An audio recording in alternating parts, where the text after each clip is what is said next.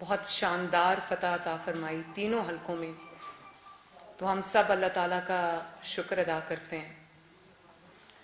उसके बाद मैं डस्का के और वज़ीराबाद के और नौशहरा के अवाम का भी शुक्रिया अदा करना चाहती हूँ कि उन्होंने इस खौफ और जबर के धौंस और धांधली के माहौल में उन्होंने बाहर निकल कर न सिर्फ उस और एक खौफ और हरास का जो माहौल था उसको भी फेस किया, और फिर भी वो डटे रहे। उसके लिए मैं उनका तहे दिल से शुक्रिया अदा करती हूँ।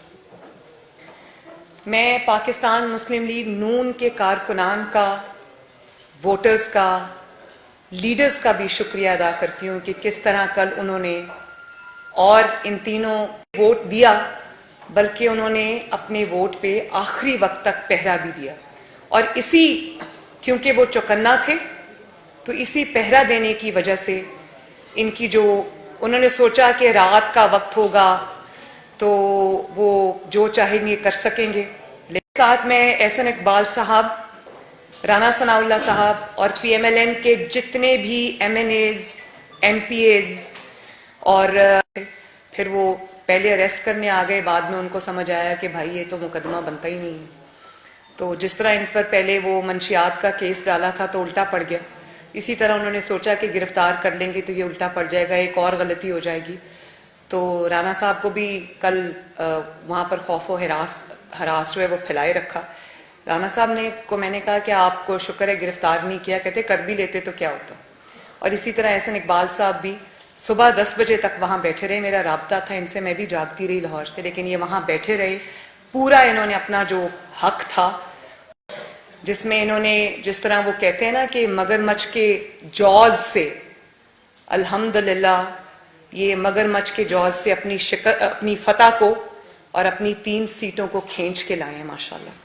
तो शाबाश।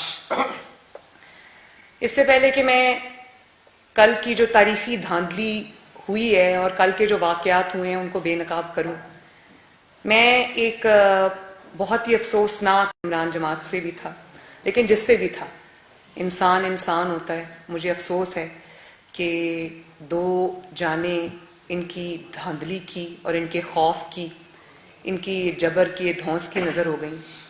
मैं उनके लिए दुआ करती हूँ कि अल्लाह ताला उनके दर्जात बुलंद फरमाए, और मैं उनकी जो फैमिलीज़ हैं, उनके वालिदैन,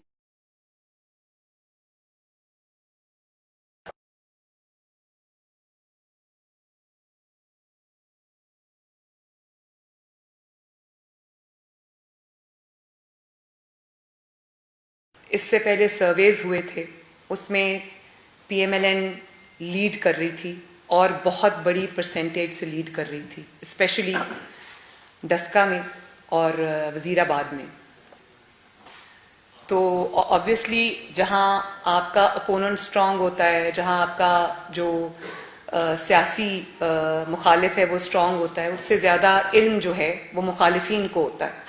तो हमसे ज़्यादा, क्योंकि उनके पास रियासती इदारे भी हैं, उन्होंने सर्वेज भी कराए, उन्होंने सब कुछ किया, उनको पता चल गया कि PMLN वहाँ पर लैंड स्लाइड से जीत रही है। तो उन्होंने एक पूरा प्लान बनाया, वज़ीराबाद में भी और डस्का में भी। मुझे नहीं पता कि नौशहरा में किस हद तक उन्होंने वो प्लान बनाया या उसको उस पर अमल दरामद किया, लेकिन नौशहरा में तो अल्हम्दुलिल्लाह मुस्लिम लीग नून के शेर ने इनके घर में घुस के इनको मारा और फतह याब हुई। मेरा ख्याल है कि ये कभी सोच भी नहीं सकते थे कि ये नौशहरा से इतनी बुरी तरह हारेंगे, क्योंकि मुस्लिम लीग नून वहाँ से कभी पहले जीती नहीं। तो इनकी तवज्जो जो थी वो इन 2 सीट्स के ऊपर थी। मैं इख्तियार वली साहब को, जो नौशहरा से जीते हैं, उनको भी दिली मुबारकबाद पेश करती हूँ।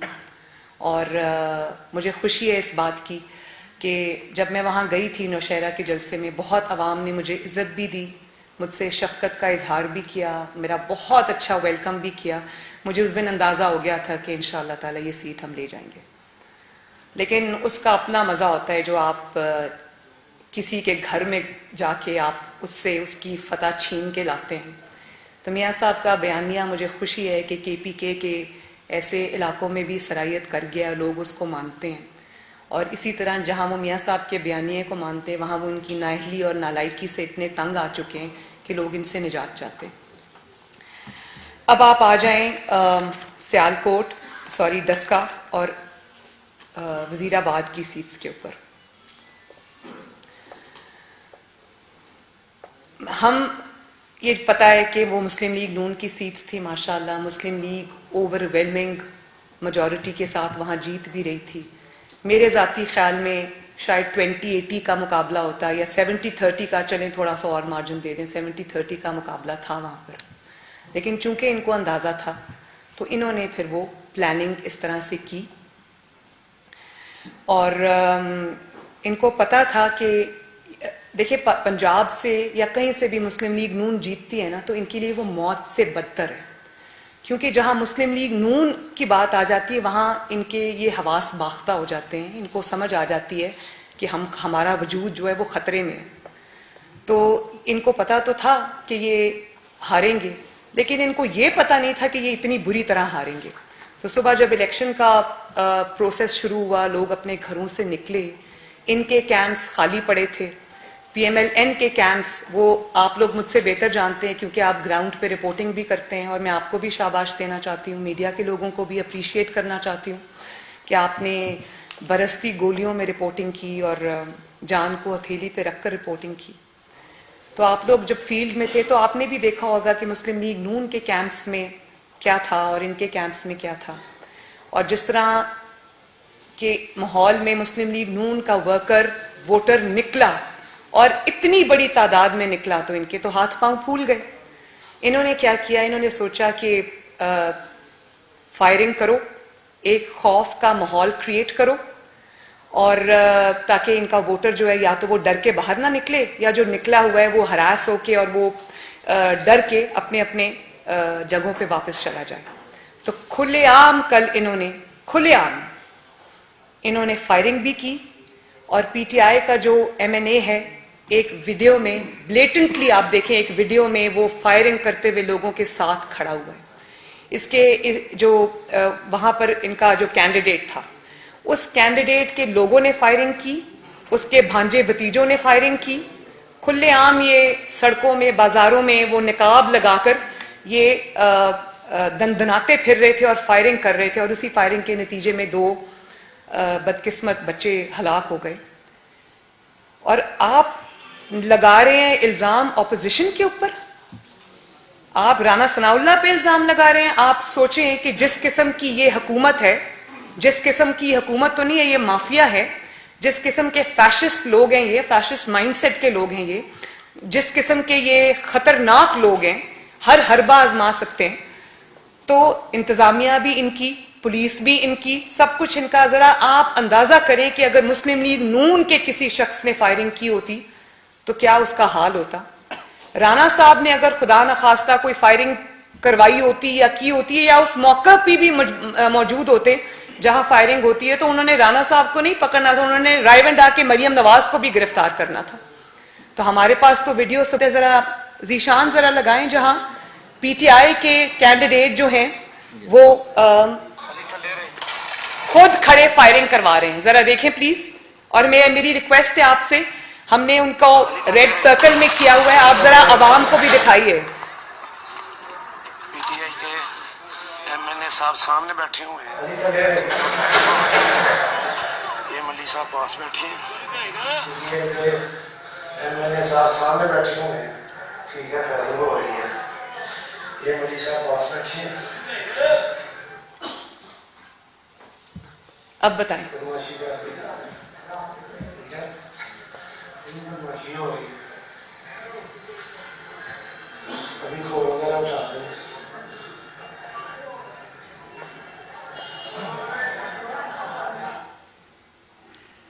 वीडियो तो झूठ नहीं बोलती।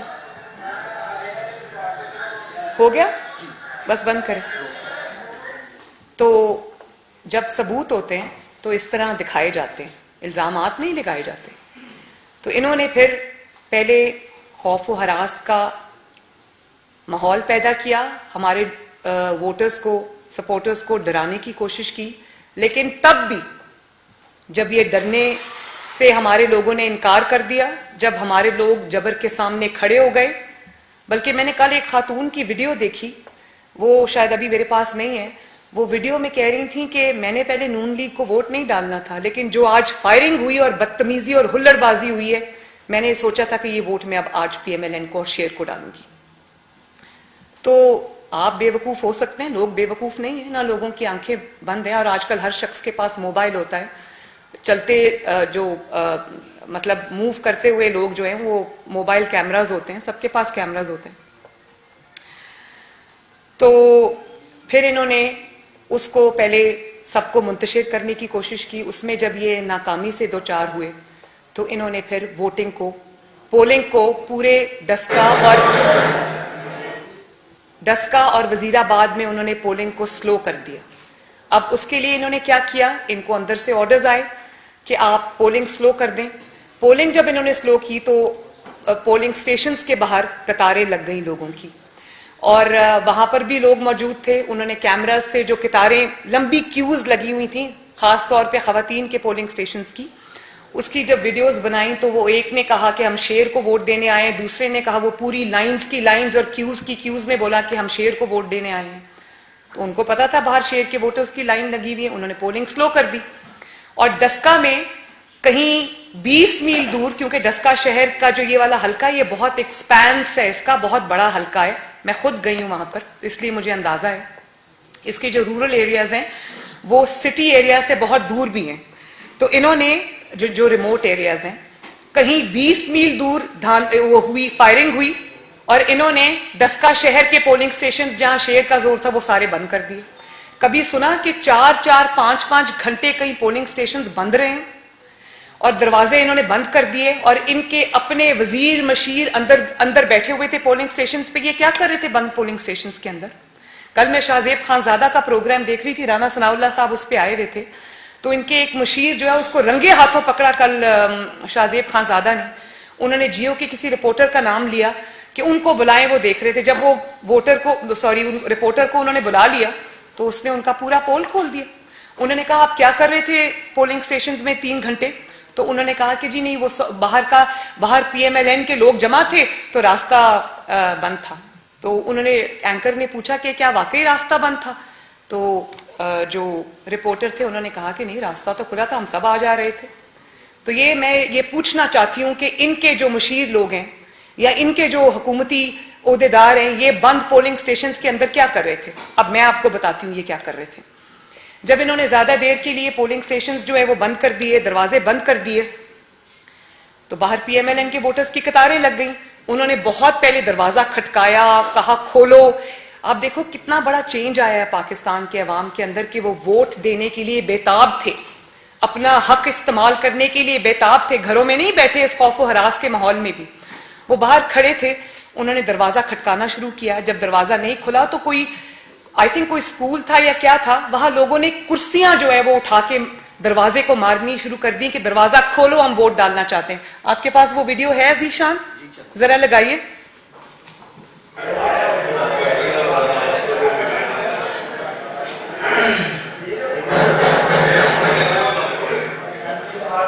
ये पोलिंग स्टेशन जो है ना, पौने 3 बजे की बात की है PTI वालों ने अंदर बाजापाशी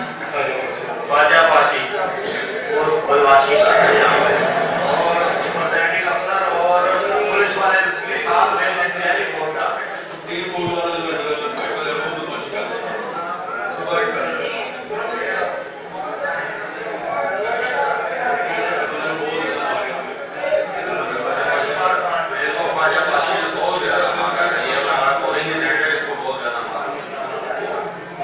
बस बंद कर दें। वो है जिस पे लोग कुर्सी से मार के खोलने की कोशिश कर रहे हैं दरवाजा, वो है।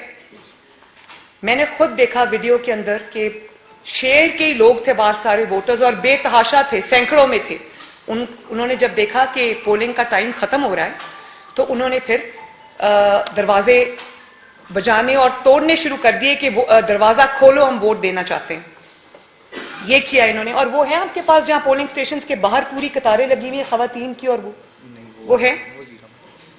तो उसके बाद फिर इन्होंने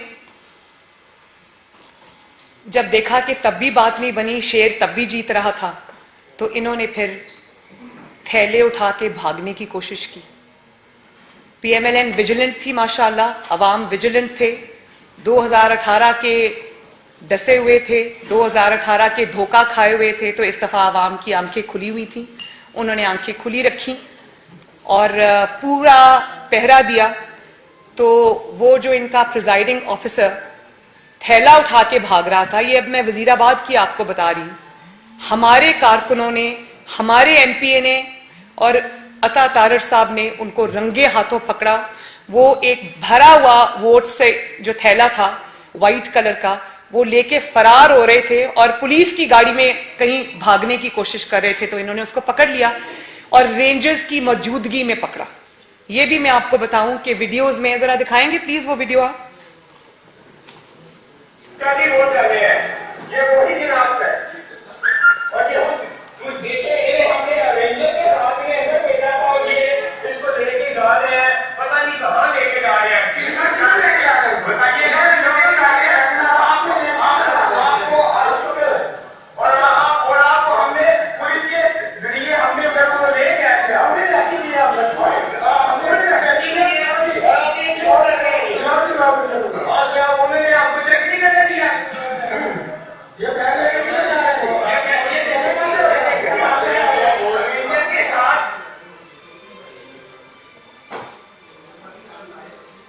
हो गया। अब आप ये देखें कि वो बेचारा बस अपना मुंह नहीं छुपा सक रहा, वो किसी से नजरें भी नहीं मिला रहा, पूरे का पूरा थैला उठा के वो उसने पोलिंग स्टेशन से दौड़ लगा दी।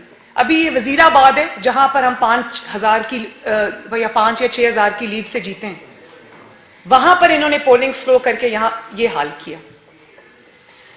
पकड़े गए, रेंजर्स की मौजूदगी में पकड़े गए। इसी तरह इनके सरकारी अफसरान बंद पोलिंग स्टेशन पे ठप्पे लगा रहे थे, वहां से भी पकड़े गए, रेंजर्स की गाड़ी में उनको बिठा के तो ले गए, वरना अवाम इन पे टूट पड़ती तो बहुत बुरा हाल होता इनका।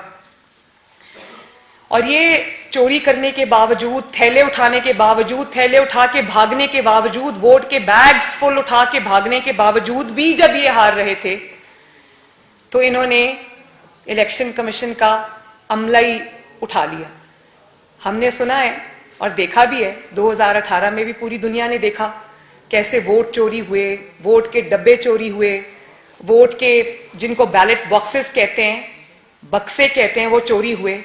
कभी किसी ने सुना कि इलेक्शन कमीशन का पूरा अमला ही चोरी हो गया? मतलब उधर 361 पोलिंग स्टेशंस हैं डस्का के अंदर, 337 का रिजल्ट आ गया और उसमें हम जीत रहे थे। अब हम इंतजार कर रहे हैं कि भाई 337 के बाद रिजल्ट क्यों रुक गया। हमें पता चला, क्योंकि हम जाग रहे थे, हमें पता चला, हमारे लोग वहां मौजूद है, वो भागे जब आरओ ऑफिस, तो हमें पता चला कि वहीं पर आरओ ऑफिस में बताया गया कि जी वो कोई 20-22 प्रिजाइडिंग ऑफिसर्स हैं, वो गायब कर दिए गए हैं। उनसे राब्ते की कोशिश की जा रही है लेकिन राब्ता हो नहीं पा रहा। और कई मीडिया चैनल्स ने जो आप फेवरेट हैं गवर्नमेंट के, उन्होंने चलाया कि धुंध की वजह से पहुंच नहीं पा रहे। तो बाकी 337 सारे धुंध में भी पहुंच गए। जो आसपास के एरियाज के थे वो 20-22 वो नहीं पहुंच सके। दूर दराज एरियाज की धुंध के बावजूद भी, धुंध थी कि अंधाधुंध थी समझ नहीं आ रही थी, और धुंध में भी उनको मेरे ख्याल है नवाज शरीफ नजर आ रहा था, सब नजर आ रहा था। तो उन्होंने इलेक्शन कमीशन का प्रिजाइडिंग ऑफिसर्स का 20-22 अफराद को ही गायब कर दिया उठा के। और अभी तक कोई नहीं जानता कि 14 घंटे ये ऑफिसर्स कहां रहे हैं इलेक्शन कमीशन के, इनको किसने रखा है, किस कानून के तहत रखा है, इनसे क्या करवाया है। और जब इलेक्शन कमीशन खुद, क्योंकि हम इन टच थे इलेक्शन कमीशन के साथ, उन्होंने इनको बारहा पूरी रात वो इनको फोन करते रहे। इनमें से टोटल ऑफिसर्स कितने थे, 20 या 22 राना साहब? तकरीबन 20 20 के करीब ये थे। तो वो इनको पूरी रात फोन करते रहे लेकिन ये अवेलेबल नहीं थे। तो धुंध में चलो भाई मान लिया, धुंध में 2 घंटे लेट हो गए, 3 घंटे लेट हो गए, 4 घंटे लेट, 14 घंटे। और धुंध में किसी का फोन बंद होता है कभी? कि धुंध में अचानक बाजमात सारे गायब भी हो जाते हैं और बाजमात 20 के 20 अफराद के फोन भी बंद हो जाते हैं और वो कांटेक्ट में भी नहीं आते, वो एक्सेसिबल भी नहीं है। इलेक्शन कमीशन खुद बेयारो मददगार यरगमाल बना हुआ उनको ढूंढ रहा है, उनकी कोई सुन ही नहीं रहा। अब आप अगर इलेक्शन कमीशन की जो सुबह प्रेस रिलीज मैंने देखी है उस पर आ जाएं तो इलेक्शन कमीशन देखें क्या कह रहा है। इलेक्शन कमीशन ये कह रहा है कि किसी के पास है इलेक्शन कमीशन की वो प्रेस रिलीज? फोन में तो है, जरा देंगे प्लीज मुझे।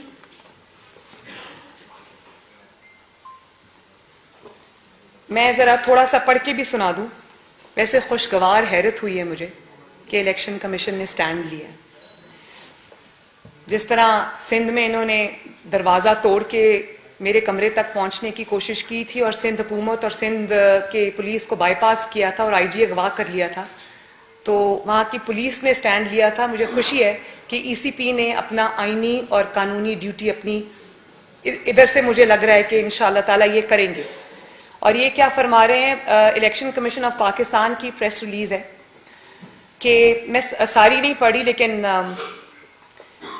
हल्का एनए 75 सियालकोट गैर जरूरी ताखीर के साथ नताइज मौसूल हुए। इस बार मुतअद्दिद बार इस दौरान मुतअद्दिद बार प्रिजाइडिंग ऑफिसर्स के साथ राब्ता करने की कोशिश की मगर नाकामी हुई।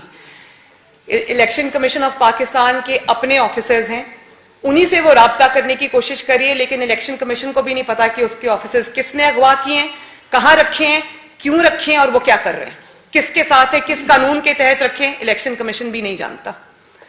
डिस्ट्रिक्ट रिटर्निंग ऑफिसर्स और रिटर्निंग ऑफिसर्स की इतला पर चीफ इलेक्शन कमिश्नर ने inspector general of police, Punjab commissioner और डिप्टी कमिश्नर के साथ राब्ता करने की कोशिश की ताकि मुतल्लिका प्रिजाइडिंग ऑफिसर्स का पता लगाया जा सके। अब वो बेचारे मिसिंग पर्सन्स हो गए तो वो पता लगा रहे हैं मगर कोई रिस्पॉन्स ना मिला। चीफ सेक्रेटरी साहब से एक दफा राब्ता रात को तकरीबन 3 बजे मुमकिन हुआ। उन्होंने गुमशुदा ऑफिसर्स और पोलिंग बैग्स को ट्रेस करके रिजल्ट्स की फराहमी की यकीन दहानी कराई मगर फिर उन्होंने अपने आप को अनअवेलेबल कर लिया।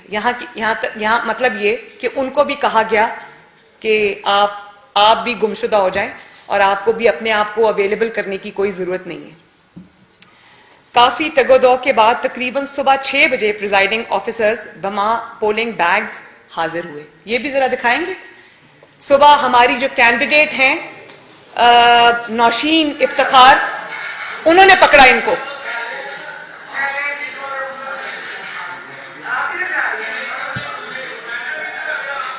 खोलो।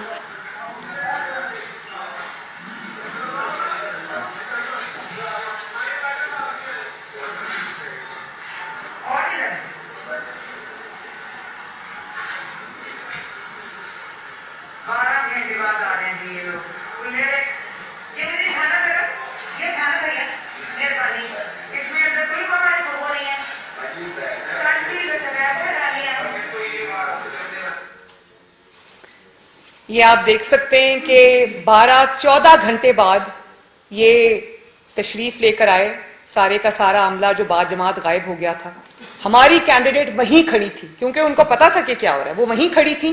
मैं उस शेरनी को शाबाश देती हूँ, नौशीन इफ्तिखार को, कि उसने बहुत हिम्मत और हौसले के साथ और बड़े जज्बे के साथ इन वोट चोरों का मुकाबला किया, इनको फेस किया और इनको धूल चटाई।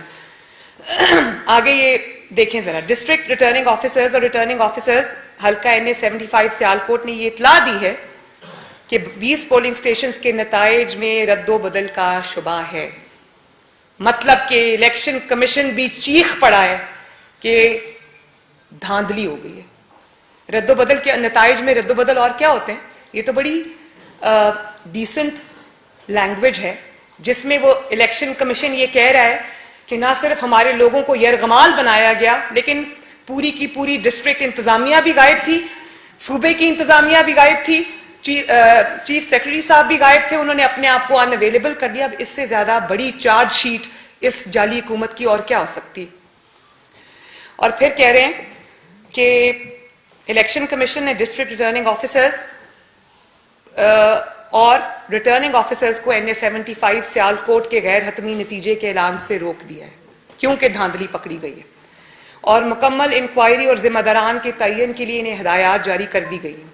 सूबाई इलेक्शन कमिश्नर और ज्वाइंट सूबाई इलेक्शन कमिश्नर को डिस्ट्रिक्ट रिटर्निंग ऑफिसर्स और रिटर्निंग ऑफिसर्स के दफ्तर पहुंचने की हिदायत की है ताकि मामलात की तह तक पहुंचा जाए और रिकॉर्ड को मुकम्मल तौर पर महफूज कर लिया जाए। ये मामला इंतजामिया और कानून नाफिज करने वाले इदारों की कमजोरी लगती है। ये है इलेक्शन कमीशन ऑफ पाकिस्तान की प्रेस रिलीज। तो मैं ये पूछना चाहती हूं कि पंजाब फायरिंग हुई, पोलिंग स्लो हुई, लोग शहीद हो गए और थैले चोरी हो गए। आपको इलेक्शन कमीशन ढूंढ रहा था, पंजाब गवर्नमेंट किधर थी? ये चीफ मिनिस्टर किधर थे? चीफ सेक्रेटरी किधर थे? पुलिस किधर थी? आईजी साहब किधर थे? इंतजामिया किधर थी? हम तो ये पूछने में हक बजाने में ना, या वो अपने फोन, उनको ऑर्डर आया था कि चुप कर जाओ, ये हो गया, अब अपने अपने फोन बंद करो और सो जाओ और किसी को अवेलेबल ना होना। ये जो ईसीपी की प्रेस रिलीज है, ये बहुत बड़ी चार्जशीट है इस जाली हुकूमत के खिलाफ और कल चलने वाली धांधली के खिलाफ। और फिर अब ये भी देखें, मजे की बात मैं आपको बताऊं कि जो 361 टोटल पोलिंग स्टेशंस में डस्का में जो 337 का रिजल्ट आया, उसमें पोलिंग की शरह जो है, या बाकी भी पूरे बाई इलेक्शंस में पोलिंग की शरह जो है वो 30 से 35% तक है, 30 से 35% तक है। अब ये जो अचानक सलाई मखलूक या खलाई मखलूक, मुझे नहीं पता कहां से ये सुबह सुबह लैंड किए 14 घंटे के बाद, और इन 20 पोलिंग स्टेशंस का जो कास्टिंग वोट कास्टिंग की रेशो है या जो टर्न आउट है, वो बाकी सब जगहों पे 30 से 35% है, जो कि बाई इलेक्शन के मुताबिक है, ऐसे ही होता है। इन 20 पोलिंग स्टेशंस पे अचानक वो 30 से 35 को ऐसे जो वो रॉकेट की तरह ऊपर जाता है और वो 85 to 90% हो जाती है।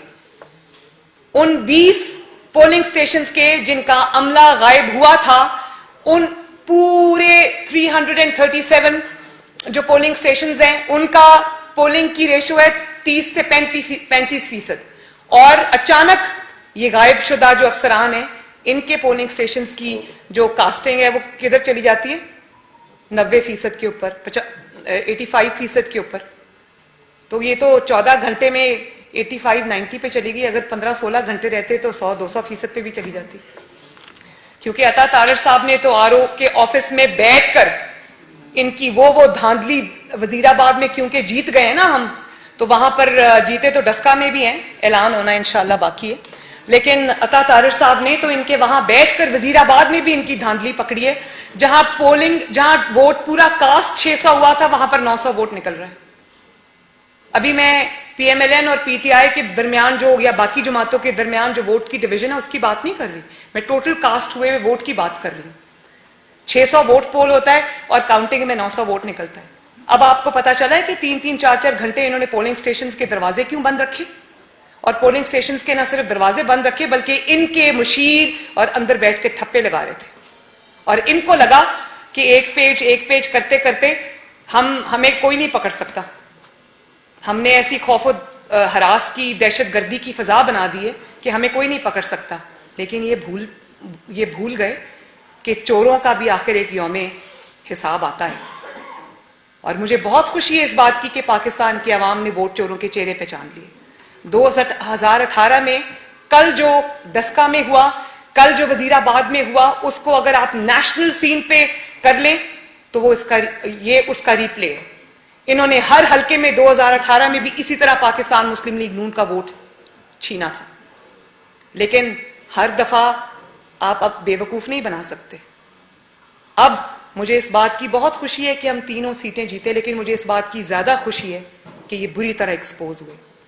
और इन्होंने एक्सपोज होकर, कुछ लोग हमारी बात समझ रहे थे, मेजॉरिटी समझ रही थी, जो नहीं भी समझ रहे थे उनको भी बता दिया, अवामुन्नास को उन्होंने बता दिया, 22 करोड़ को कि इस तरह हमने 2018 में धांधली की। और जब हमारी बात आती है और जब हमारे इंटरेस्ट की बात आती है तो हम जायज नाजायज सब हरबे इस्तेमाल करते हैं। इंतजामिया को भी इस्तेमाल करते हैं, पुलिस को भी इस्तेमाल करते हैं। और ये जो इलेक्शन से, बाई इलेक्शन से पहले रद्दोबदल हो रही थी ना, ये सिर्फ वोटों में रद्दोबदल नहीं हुई, बाई इलेक्शन से पहले ये प्री पोल रिगिंग भी हुई है। जिस तरह साउथ पंजाब में की गई थी 2018 इलेक्शंस में और इधर उधर की गई थी, ये इंतजामिया को जो तब्दील किया गया, ये सब मुझे पता है। लेकिन इसके बावजूद मैं आपको ये कहना चाहती हूँ, मैं इमरान खान साहब को ये मैसेज देना चाहती हूँ कि मेरी तरफ से तारीखी नाकामी, तारीखी शिकस्त चारों सूबों से बैक वक्त, सिंध से, बलोचिस्तान से, खैबर पख्तूनख्वा आपकी होम ग्राउंड से, पंजाब के अवाम की तरफ से, पंजाब की तरफ से तारीखी शिकस्त और तारीखी बदनामी और रुसवाई पर मुबारकबाद कबूल फरमाए। चारों सूबों ने आपको रिजेक्ट किया। पहले आप सिलेक्ट होकर आए थे, अब आप बुरी तरह रिजेक्ट हो गए और लोगों ने आपके चेहरे पहचान लिए। आप लोगों को कहते थे ना कि बाई इलेक्शंस तो हमेशा, जब पीएमएलएन का दौरे हुकूमत था तो आप हमेशा, जब पीएमएलएन बाई इलेक्शन जीतती थी अपने दौरे हुकूमत में भी अपनी कारकर्दगी की बुनियाद पर माशाल्लाह, तो हमेशा बजाय शर्मिंदा होने के टीवी पे आकर ये कहा करते थे कि बाई इलेक्शंस का क्या है, वो तो हमेशा हुकूमत वक्त जीतती। अब बताएं, हुकूमत वक्त जीती बाई इलेक्शन, और ना सिर्फ ये कि हुकूमत वक्त वो बाई इलेक्शन अपनी जाली हुकूमत होते हुए नहीं जीत सकी, आप तारीखी धांधली करके भी नाकामी से दो चार हुए। मुस्लिम लीग नून ने और अवाम ने अल्हम्दुलिल्लाह आपको धूल चटा दी। अब आपको मुंह छुपाने के लिए जगह नहीं मिल रही। अब आप ये देखें कि जल्दी जल्दी में, घबराहट में इन्होंने क्या किया, इलेक्शन कमीशन के अरकान तो अगवा कर लिए, लेकिन भाई उनको 20 को आखिर तो प्रोड्यूस करना था ना। तो जब 14 घंटे बाद वो तशरीफ लेके आएंगे तो लोग क्या कहेंगे? फिर इनको समझ नहीं आ रही कि अब एक गड़बड़ कर बैठे, एक ब्लंडर कर बैठे, अब उसको किस तरह ठीक करें। तो अब इल्जामात दर इल्जामात नहीं, मैं इलेक्शन कमीशन से ये रिक्वेस्ट करती हूँ कि पूरी कौम की नजर इस वक्त आपके ऊपर है, पूरी कौम की, और ये आपके लिए बहुत बड़ा एक अपॉर्चुनिटी है कि इलेक्शन कमीशन का खोया हुआ वकार जो है, खोई हुई जो एक इज्जत है, उसको बहाल करें। पूरी कौम की नजरें आप पर हैं, और ना सिर्फ ये कि आपको इस वोट चोरी का हिसाब लेना है, अपने अरकान को यरगमाल बनाकर, ईसीपी को यरगमाल बनाकर उनके अगवा का हिसाब लेना है, बल्कि आपको उन लोगों से भी हिसाब लेना है जो पंजाब की इंतजामिया में इस धांधली में और इस तारीखी जो इन्होंने मंसूबा बनाया था उसमें शामिल थे। चीफ सेक्रेटरी से लेकर चीफ मिनिस्टर पंजाब, वो पुलिस के ऑफिसर्स जिन्होंने अपनी आईनी और कानूनी ड्यूटी के ऊपर एक नालायक और नाअहल और जाली वजीर आजम की नौकरी करने पर को तरजीह दी और लोगों के वोट को पांव तले रोंदा। मैं इलेक्शन कमीशन से यह दरखास्त करती हूं कि उन सब पुलिस ऑफिसर्स के खिलाफ जो इसमें घिनौने खेल में कल के उसमें मुलविस हैं, वो इंतजामिया के अरकान जो इस घिनौने खेल के अंदर मुलविस हैं, वो हुकूमती अरकान जो इस घिनौने खेल के अंदर और धांधली के अंदर मुलविस हैं, उनके खिलाफ जो है वो स्ट्रिक्ट एक्शन ले। और जस्टिस जो है ना वो सिर्फ होना नहीं चाहिए, होते हुए नजर भी आना चाहिए। और इस जो ये नाअहल और जाली हुकूमत का पंजाब के जो सरबराइन वजीर आला पंजाब, इनको इनके खिलाफ भी FIR कटनी चाहिए। इमरान खान के खिलाफ भी FIR वोट के ऊपर डाका डालने के लिए कटनी चाहिए। और वो 2 अफराद के जो कत्ल हुए हैं, जो शहीद हुए हैं बच्चे, उनको शहीद करने के खिलाफ इनके ऊपर भी FIR कटनी चाहिए। एक बार फिर मैं इमरान खान साहब को इस तारीखी नाकामी और शर्मिंदगी पे मुबारकबाद देती हूं और खुलकर सामने आने पर, कोई शक व शुबा ना छोड़ने पर कि धांधली किस चीज का नाम है, माफिया किसको कहते हैं, सिसिलियन माफिया किसको कहते हैं, डॉन किसको कहते हैं, ये अवाम को समझा देने पर मैं उनका तहे दिल से शुक्रिया अदा करती हूँ। अच्छा, एक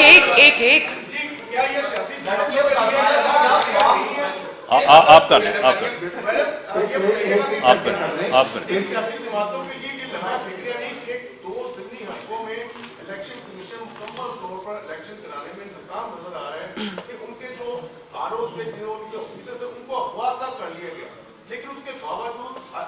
हुकूमत के दौर में, इस आटा चोर हुकूमत के दौर में, इस चीनी चोर हुकूमत के दौर में जितनी बेतौकीरी जो कौमी इदारे हैं उनकी हुई है। शायद ही कभी 73 सालों में कभी इस तरह से कौमी इदारों की इज्जत को पांव के नीचे रोंदा गया हो कभी भी।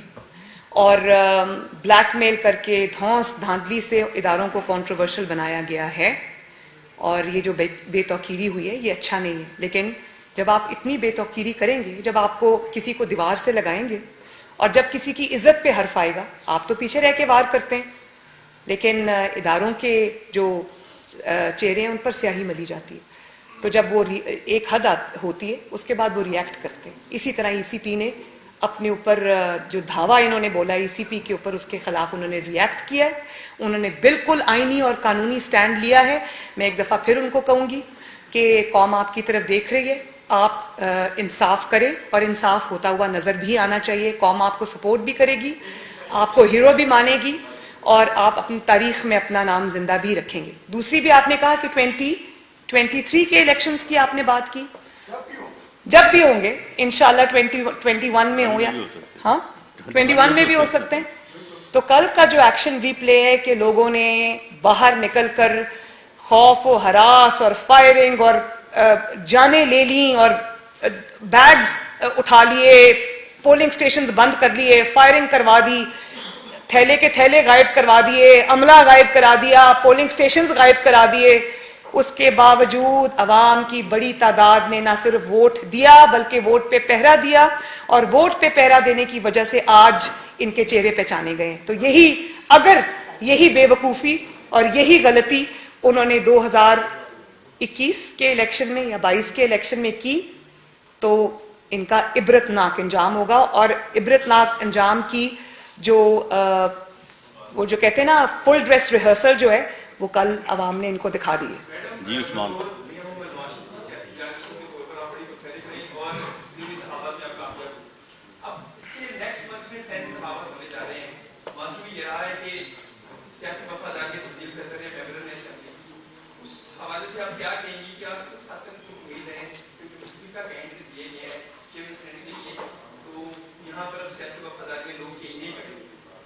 मेरा ख्याल है आज की जो मैं इस पे बात करना चाहूंगी, ये बहुत ज़रूरी इंपॉर्टेंट इशू है, लेकिन आज की जो हमारी प्रेस कॉन्फ्रेंस है इसको ज़रा धांधली तक महदूद रखें, ताकि यही बात जो मैं आज अवाम के सामने रखना चाहती थी। मैं इसी से मुताल्लिक अगर सवाल हैं तो काइंडली कीजिए। इस पर उस्मान साहब मैं इंशाअल्लाह ताला इस पर सेपरेटली बात करूंगी और कॉम्प्रिहेंसिवली करूंगी। कौन से न्यूज़ से? अच्छा, आपने बड़ा अच्छा हैंडल किया, आपने उस बयानिए को आगे लेकर बढ़ी और उसकी तईद भी सामने आई। हमने इलेक्शन में देखा कि खुल के अवाम ने अपनी तईद की जो बयानिया आपने दिया था मियां नवाज शरीफ साहब। क्या आप समझती हैं कि अगला जो लायाकुल है बड़ा क्रूशियल है? एक तो सेनेट है, उसके बाद मरहलावार चीजें तब्दील होती नजर आ रही है। जो हम माहौल 2013 के बाद 18 में देखा और आज जो देख रहे हैं वो तब्दील हो रहा है। थोड़ा सा पॉलिसी में भी तब्दीली आ रही है चीजों के अंदर।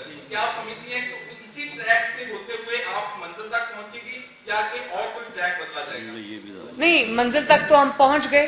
और जहां तक मियां साहब के बयानिए का ताल्लुक है, तो मैं ये जरूर कहना चाहूंगी कि इन्होंने मियां साहब के खिलाफ क्या हरबा नहीं आजमाया।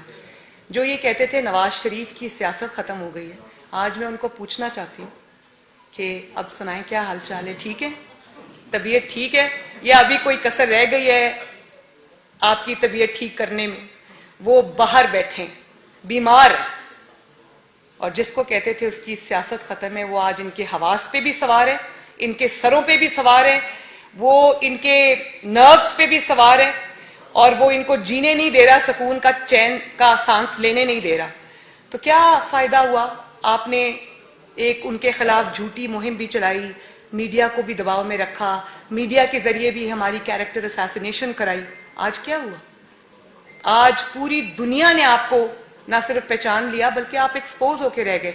और नवाज शरीफ लंदन में बैठा है, लेकिन हर पोलिंग स्टेशन पे नवाज शरीफ का नाम गूंज रहा है। माशाल्लाह, नवाज शरीफ है और रहेगा इंशाअल्लाह ताला। अच्छा, पोलिंग स्टेशन का नाम दिया जा रहा है इलेक्शन कमीशन की जानिब से कि ये पोलिंग स्टेशन जो है मुतनाज़े हैं। हाँ। तो क्या नून लीग ने 45 जो फॉर्म 45 है उस पे पोलिंग स्टेशन पे दस्तखत किए यहाँ पर या तो नहीं माना जा रहा? देखें, दूसरी ये बता देगा एक सेकंड, एक एक करके प्लीज, फिर वो मिक्सअप हो जाते हैं। उसके बाद आप अपना दूसरा सवाल पूछ लीजिएगा। जो इलेक्शन कमीशन की प्रेस रिलीज है, जब वो कह रही है कि इन 20 पोलिंग स्टेशंस का जो नताइज थे वो टैम्पर्ड विद हैं, उनमें रद्दो बदल है, इसके बाद और क्या बात रह जाती है? जाहिर है उन्होंने फॉर्म 45 देखे होंगे, उसी से कंपेयर करके टैली करके उन्होंने कहा होगा ना कि रद्दो बदल है। और कहां से रद्दो बदल हो जाता है? सुना है कि जो बरामद हुए फॉर्म 45 14 घंटों के बाद यरगमाल शुदा अमले से, जो शायद शुमाली इलाका जात की सैर के लिए निकल गया था और उनके फोन्स भी बंद थे, और 14 घंटे के बाद वो पहुंचे। मैंने सुना है कि वो सारे जो उनके पास फॉर्म 45 थे वो बिल्कुल कहीं बैठ के दोबारा बनाए गए थे, जाली फॉर्म्स थे। इसीलिए मुझे हकायक का ज्यादा इल्म नहीं है, लेकिन मैं ईसीपी की जो प्रेस रिलीज है उसमें उन्होंने वाज़ेह तौर पे लिखा है, वाज़ेह तौर पे, कि उसमें रद्दो बदल का इम्कान है, यानी कि उन्हीं फॉर्म्स में धांधली हुई है। Thank you.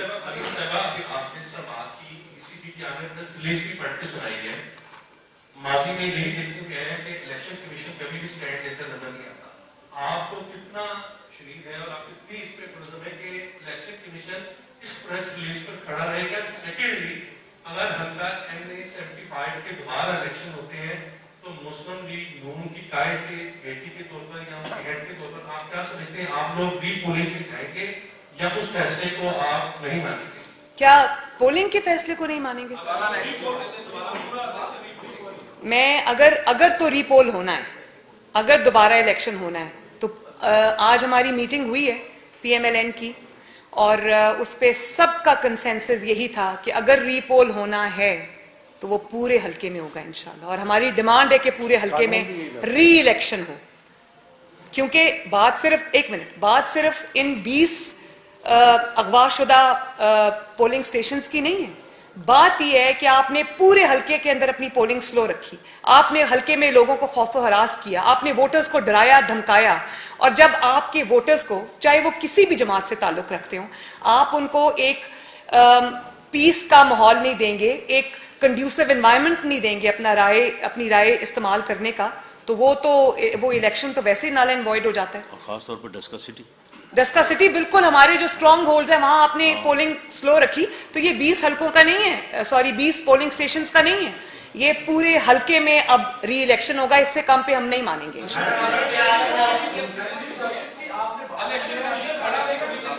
भाई देखिए, इलेक्शन मुझे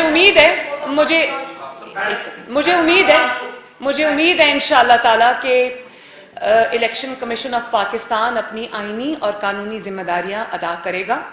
वो एक जाली हुक्मरान का आलाकार नहीं बनेगा। वो अपनी बेइज्जती जो और बेतौकीरी हुई है ईसीपी की, वैसे तो बाकी इदारों की भी हो रही है, लेकिन जो ईसीपी की बेतौकीरी हुई है उस पर कम से कम अपनी इज्जत के लिए और अपने अरकान की इज्जत के लिए इस माफिया के खिलाफ जरूर खड़ा होगा और इंसाफ फराहम करेगा हमें। लेकिन एक बात मैं आपको बता दूं, ईसीपी करे ना करे, कोई और करे ना करे, मैं इनको नहीं छोड़ूंगी। मैं कल डस्का भी जाऊंगी इंशाअल्लाह ताला, मैं उन बच्चों के घर भी जाऊंगी जो शहीद हुए, और मैं इनको सुकून का सांस इसमें नहीं लेने दूंगी इंशाअल्लाह ताला जब तक हमें इंसाफ नहीं मिलता, जब तक हमारी सीट हमारी लीड के साथ हमें वापस नहीं की जाएगी और यहाँ पर धांधली का फैसला नहीं होगा। हम जितने भी लोग यहाँ पर बैठे हैं, मैं पाकिस्तान मुस्लिम लीग नून के बिहाफ पे कहती हूँ कि मैं इंशाअल्लाह ताला 2018 की तरह इनको पतली गली से बच के निकलने नहीं दूंगी। ये मेरा एक दूसरा रूप देखेंगे।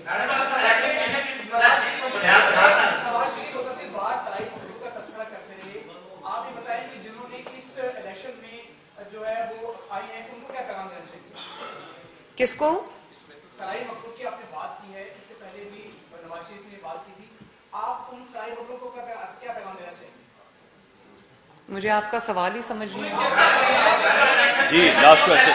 जी उनको एक मिनट, खलाई मखलूक को मैं सिर्फ एक ही सवाल, एक ही मैं पैगाम देना चाहूंगी, और वो ये है कि जो जिस तरह एक नाखल्फ औलाद होती है ना, जो अपने वालिदैन को बदनाम करा देती है और उनको उसको आग करना पड़ जाता है, तो जितनी बदनामी इस नाअहल और नालायक और वोट चोर और चीनी चोर और आटा चोर और बिजली चोर और गैस चोर की वजह से उनको फेस करनी पड़ी है, तो उनको आगे के लिए अपने इदारे की इज्जत के लिए सबक सीख लेना चाहिए। हम ये फैसला करेंगे हमें किस वक्त क्या क्या करना है, लेकिन मैं एक बात जरूर आप आखिरी सवाल पूछ लीजिए।